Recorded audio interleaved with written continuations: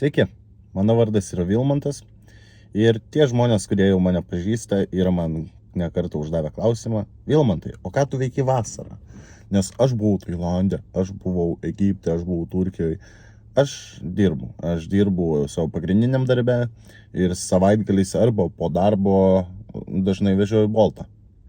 Prieš istoriją iš pradžių norėjau vežioti žmonės, nes tau nereikia laipioti į 5 aukštus laiptinėse be lifto ir tiesiog pasiemi, nuveži, atveži. Bet nusprendžiau vežioti maistą, nes kaip žinoma, kebabų mėsa jau yra išdvėselinos, negyvo organizmo, o žmogus visgi yra gyvas. Ir su mano vairavimo įgūdžiais nesinori užmušti kažko.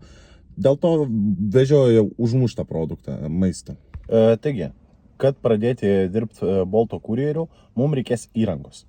Tai visų pirma, telefoną, su kurio aš dabar filmuoju, vėliau pasimsiu kitą ir parodysiu, kaip programėlė atrodo, kaip taip toliau. O filmuosiu su šituo, bet kai vairuosiu, filmuosiu su GoPro, nes telefono laikyti rankose negalima, nes esu baudą gavęs 60 eurų už telefoną. Tai ir visų pirma, tai yra labai nesaugu, galit nukošti kitą žmogų, padaryti avariją, sunaikinti kitų turtų, tai prašau nesinaudoti telefonu, kai vairuojate. Antra, mums reikės krepšio. Kaip matot, iš žalios spalvos gale aš jau turiu krepšį. Tai yra krepšys, labai super krepšys, labai patogus. Yra 2 rankenos, galima taip nešiot, galima kaip pica vežyvą taip vežiot.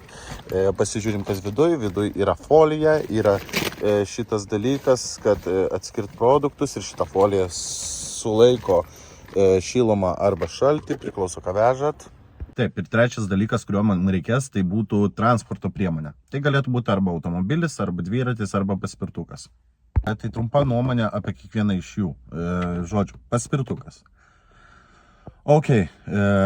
Jeigu elektrinis, nereikia naudoti tiek daug jėgų kaip su dviračiu, nereikia minti, nereikia kuro pilt, kuris kainuoja, bet labai nesaugus dalykas. Kaip anksčiau minėjau, su automobiliu jūs galite nukošti kažką, su paspirtuku jūs galite nukošti kažkas.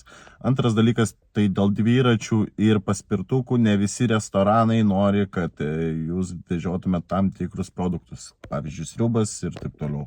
Nes galite išpilti ir tada labai bus piktas klientas ir sakys: o, šitas kurjeris, jisai išpylė mano sriubą ir kaip man dabar valgyti ją, iš maišelio aš valgyti negaliu. Tai va. Taip, dviratis panašiai kaip paspirtukas, gal netoks nesaugus. Kitas dalykas, turite naudoti savo fizinės jėgas, mint pastoviai, dėl tų pačių sriubų sudėtinga išpilti, bet nereikia pilt kuro, tai vasarą gal ir gerai. Tai čia būtų antras pagal gerumą ir blogumą vidury, žodžiu. Trečias dalykas, kurį aš naudoju, tai yra automobilis. Važinėju su automobiliu, minusai reikia pilt kurą, pliusai mažai reikia naudoti fizinės jėgos, nebent užsakymas 5 aukšte, bet čia kiekvienam jau reikia lipti laiptais ir taip toliau. Pliusai, numetu svorį lipdamas laiptais, patogu ir kondiškę greit nuveži ir taip toliau. Ir dabar pristatysiu savo bolidą.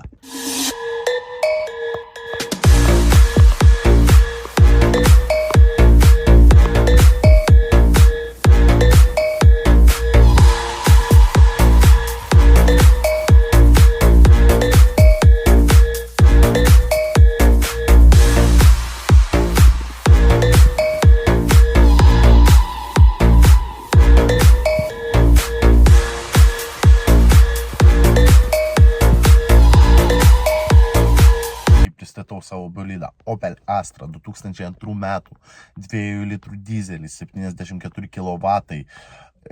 Все кнопки работают, medinė apdaila, kondiškė veikianti, magelis originalus, bet turiu ne originalų dar, 220 ant spydiko, nefokusuoja. 220 ant spydiko, multifunkcinis vairas, šviesos, priešrūkinės, rūkinės, ilgosios, kvapukas, neodinis salonas nuperstas. Buvo defektai būtų tokie, kad visur kažkiek pabraižyta, čia kažkas buvo, bet iki manęs Tada aš sakiau, kad 2 litrų dizelis, tai tikrai 2, ne 1,6, nes čia tada 6 būtų galima padaryti ir 3. Tokie va dalykai. Tada šitą šūdą pamečiau kažkur, bet nelabai jo gal reikia. Tada rūdis. Mašina, kai truputį jaunesnė už mano buvusią, bet stil. Ir tenai kažkokia linė kabo. Tai va, bet šiaip labai geras automobilis. Dar defektai, kuriuos pamiršau paminėti, tai dar keli defektai, kuriuos pamiršau paminėti, tai ūžia guolis baisiai. Bet merginos, kurios nesupranta mašinas ir kai jas vežioju, klausia, blet, kas čia taip ūžia, Aš sakau, čia turbo baiba. O iš tikrųjų guolis. Tada padangų suvedimas nėra padarytas, dėl to ant kiekvieno karto, kai suku vairą ir važiuoju į posūkį, cypia padangos, bet irgi sakau, čia turi būti čia taip labai gerai ir jos tiki.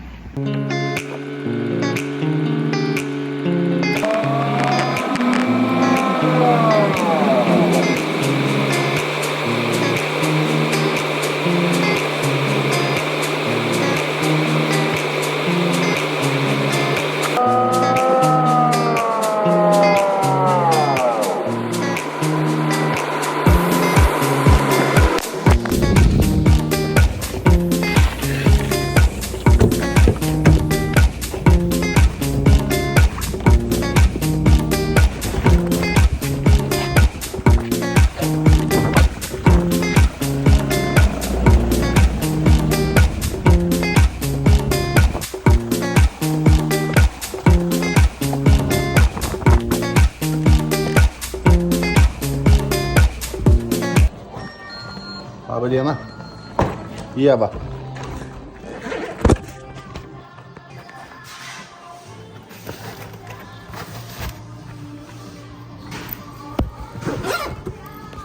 Serijoje groja Jordanos gabalai.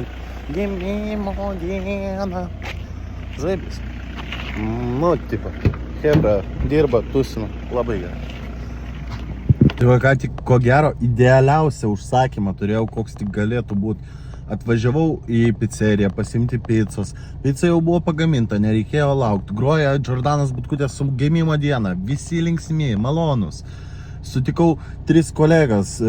Spėčiau pagal odos spalvą, kad iš artimųjų rytų. Važiavau 400 metrų iki užsakymo vietos. Pirmam aukšte mergina gyvena. Nereikėjo nei liftais važinėti, nei lipt laiptais. Pasisveikino, nusišypsojo, palinkėjau skanaus ir viskas, ir super. Super! Ir dabar toks dalykas, kadangi mes dirbam pagal individualią veiklą, nereikia galvoti, kad mes patys savo bosai ir atmetinėti visus aptarnavimo standartus. Ne, turi būti vis tiek maloniai. Labą dieną, skanaus. Vėliau tos moteris paklaus, ar skaniai tau pizzas šitas, o jo, sako, nuostabiai, nežinau kodėl, ar dėl to, kad gamina skaniai, ar dėl to, kad kurjeris palinkėjo skanaus, bet labai skanu. Tai va, super, tokie užsakymai, wow. Dabar pasižiūrėjau, pakilo įkainiai užsakymų. Ta prasme, būna taip, kad per visą teritoriją Vilniaus dienos metu dažniausiai būna ta pati kaina, bet centre ženkliai daugiau moka už užsakymą. Tai aš dabar pasižiūrėjau, kad pakilo įkainiai ir bandysiu lįsti į centrą. Žinau, kad jūs prisikabinsit, kad mano barzda raiža. Ne, jinai neraiža. Čia nuo saulės tiesiog apšvietimas toks. Va, žiūrėkit, raiža, neraiža. Raiža, neraižas aš. Tai va, kol laukiu užsakymo, norėjau pasakyti, kad nepavyko man iki centro iškart nuvažiuoti, nes kol važiavau, iškrito užsakymas ten pat, kur ir buvau. Tai nieko, svarbu tų užsakymų yra. Ir dar norėčiau paprašyti vieno dalyko žmonės, kurie užsisakinėjat maistą į namus, jeigu jūs gyvenate daugiabutyje ir gyvenate kokiam nors, ten, nežinau, 8-7 aukšte, tarkim, kai jūs parašot butą, prašau, parašykite ir kelintas aukštas, nes aš iššoku į liftą ir aš nežinau kelintas aukštas, aš dovanokit ne paštininkas, aš nežinau, kur randasi 63 būtas kelintam aukšte ir man reikia spėlioti arba laiptais lipti, aš labai nemėgstu. Ačiū. O tie, kas gyvenat 5 aukšte daugiabutyje arba 4 arba 3, ten, kur lifto nėra, būkit malonus, prašau, nusileiskit, aš storas, man sunku. Va čia yra geras pavyzdys, kaip reikėtų prašyti, kur jūs gyvenate. Ačiū jums labai. Atsižvelkite, tai prašau. Ką pastebėjau, Pastebėjau, kad salono filtras eina šaibom jautinai. O, blėt, kaip pučia. Reikia išlupt kažkaip. Ištraukti. Ta visa nesąmonė.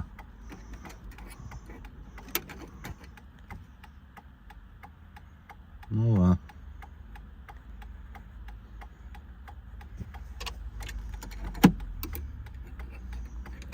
Jėzus Marija. Tai čia jau jo praktiškai nebėra. Aš galvoju, kava ir šūdais iš vėjelio pučia. Ojei. Ne. Šitaip jau negalima.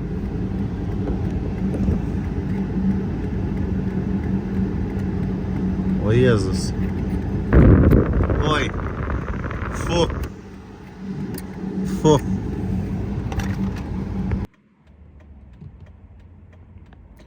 Vėluoja atiduoti maistą moterytė restoranas. Jinai dabar tikriausiai labai valgyt nori.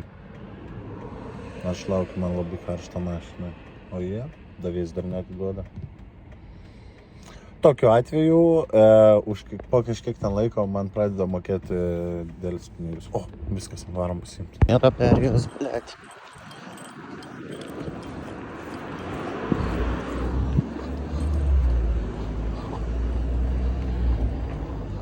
Labą dieną. Dovilė. Aha, gerai.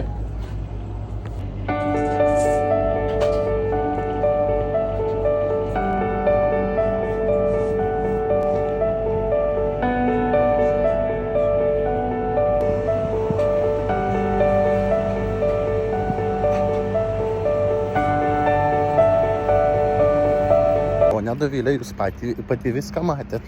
Jie mane apipisa, jie paspaudė, kad paruošta, bet iš tikrųjų dar nebuvo paruošta. Jūs matėt, kiek aš visko prifilmavau ten sėdėdamas. Tai tikrai ne mano kaltė ir atsiprašau. Aš rizikuoju gyvybę, lakstau ne per perėjas, kaip varlytė, kurią gali bet kada nuskinti, kad tik atvežčiau į maistuką. Tai čia jie viską neša.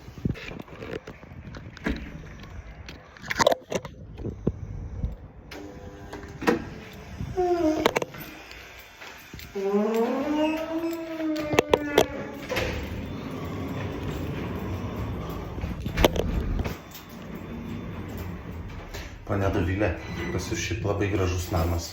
Tai va. Ir aš negalvoju, aš palaikau, atvežiau, bus šiltas skanu, oi. Atidaviau, ką tik maistą poniai Dovilė. Nešau, viskas gerai. Tikiuosi. Tai va, šiandien pabaigiau dieną anksčiau, nes buvo labai karšta, norėjau žaisti kompiuteriu, o paprastam darbį nepasakysi. O, aš noriu žaisti kompiuteriu, išleiskit mane. Ne, o čia bet kada norit, tada eini namo. Ir dar vadinu savo mašiną šaldytuvu, visų pirma nespalva tokia, visų antra, kad nėra jokio mygtuko čia, kad šviesą užgesint arba įjungt, kaip šaldytuve. Uždarai užgestą, atidarai įsijungia. Ir overall baltas yra. Iki.